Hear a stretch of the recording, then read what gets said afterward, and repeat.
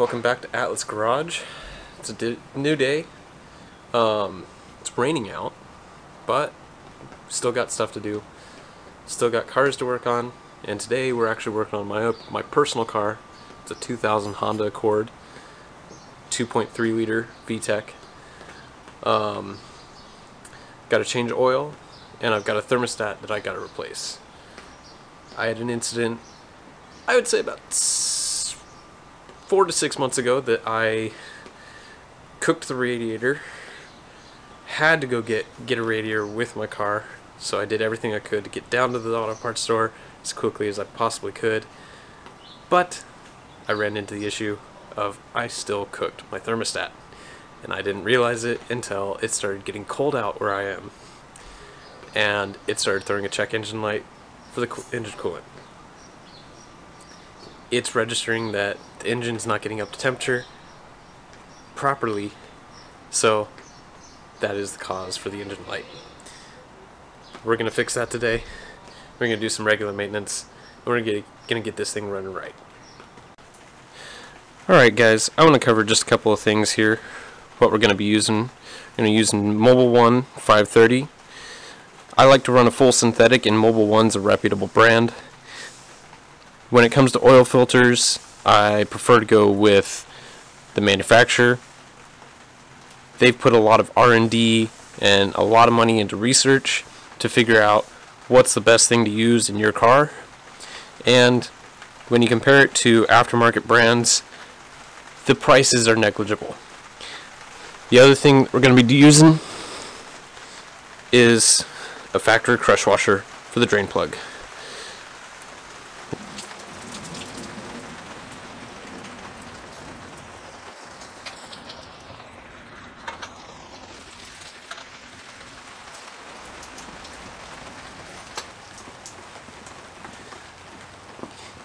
Due to the way this car is, I've got to remove the driver's side wheel in order to get to the oil filter. And I'll cover what you have to do when you get your oil filter off when we get to that point. I've also got a small issue. My brake lights come on my dash, and I need to check and see if I've got any oil leaks anywhere, or sorry, brake leaks, because I just had to refill that not that long ago.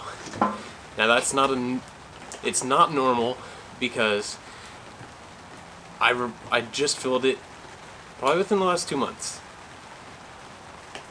It is normal for brake fluid to go down as your brake pads wear out, and it is important to keep an eye on it and fill it when you need to. But it's not normal for it to go down this quickly. Another thing I've noticed, and I'll show it later, is the paint is peeling on my driver's side wheel. That gives me an indication that I've got a leak somewhere there. And we'll cover that in a minute. So here we are, we're at my wheel. I pulled my wheel off, and I want to show you just exactly what I'm noticing. Here, yes, I've got brake dust, that's normal.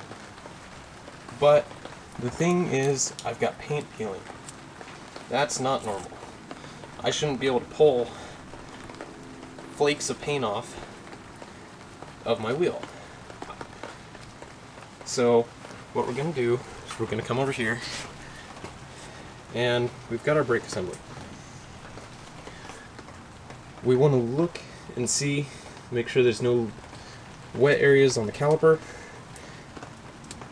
We want to check our brake lines, make sure there's no leaks there.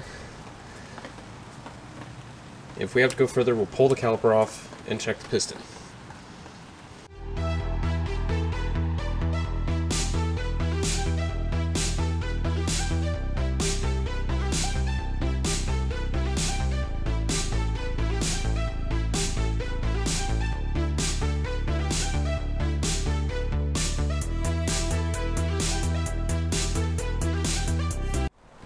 Okay, so found the issue, and it is exactly what I expected it to be.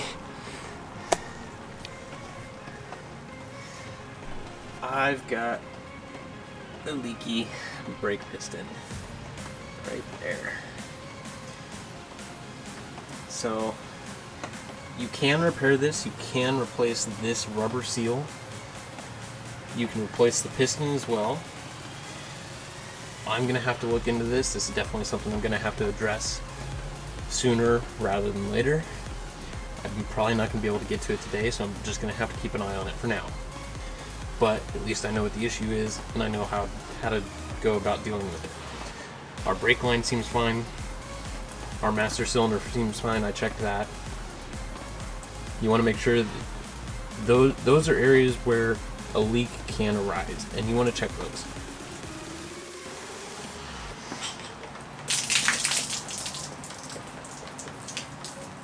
Down 4.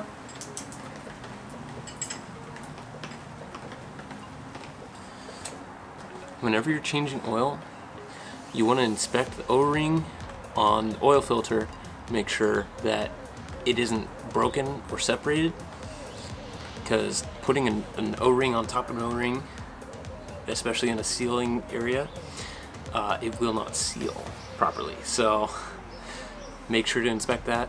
And the other thing you should do is reach up where the oil filter screws on, and there's going to be a flange, it's a flat area around the threads that this seal is going to push down on. Run your finger across that and make sure that it doesn't have any large bumps in it, because that's going to indicate that there's a seal that is left there, and you want to make sure you get that off. The other thing you want to do before you go start putting anything back together is you want to get brake cleaner, and where your drain plug goes in and where your oil filter goes, you want to spray that down with brake cleaner, because you want to get any of the residual oil from draining it out or off. And you also want to just clean up the area. It's easier to spot a leak if it's clean, so we're going to do that right now. Now we need to prepare our oil filter to go back in as well, and we're going to take it out of the packaging. And what you want to do is, either from the oil that you're using, you can dip your finger in, and what you want to do is you want to rub it around this O-ring at the top. That's going to give it some lubricity so that when it starts to seal, it's not going to tear this rubber O-ring as you're putting it on.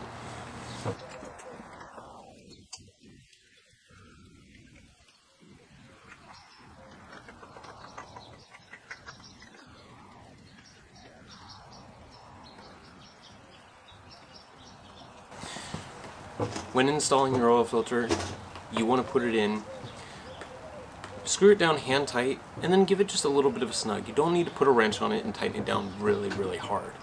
You want to get it off the next time.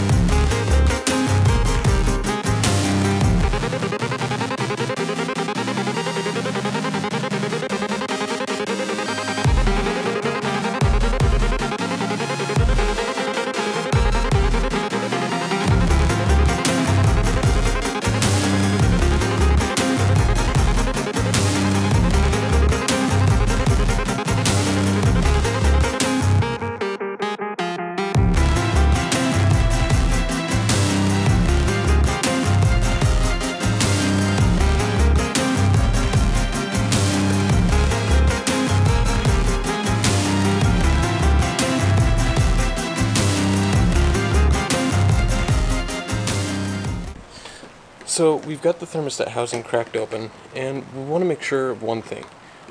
There's a small pin in the thermostat that we want to make sure is in the same place when we go back together with the new one. And I'll show you that right now.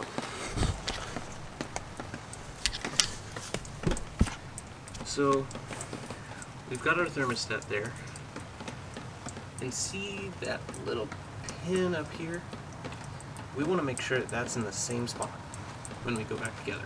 The car's running right now, and I've still got the radiator cap off. I'm waiting for the car to get up to temperature and open the thermostat so that it allows the coolant to enter into the engine again. And then I'll be pretty confident that my coolant system is full. I've also, as a precaution, overfilled my overflow tank so that when the car cools down again, it'll pull from the overflow tank and fill the last little bit of the coolant system. Alright guys, as you may have noticed in the last clip, yes, my check engine light's still on.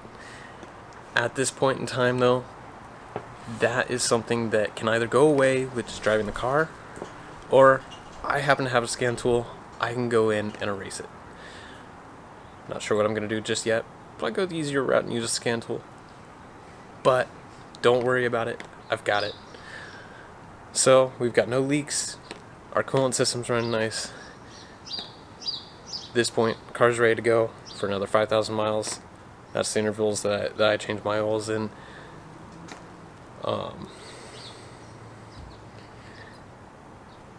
If you've liked what you've seen, hit the like button. Throw me a comment down below. Let me know what you like. Let me know what I can improve on. Let me know what you'd like to see. I'd love to hear from you guys. Anyways, thanks for watching. Build your tomorrow.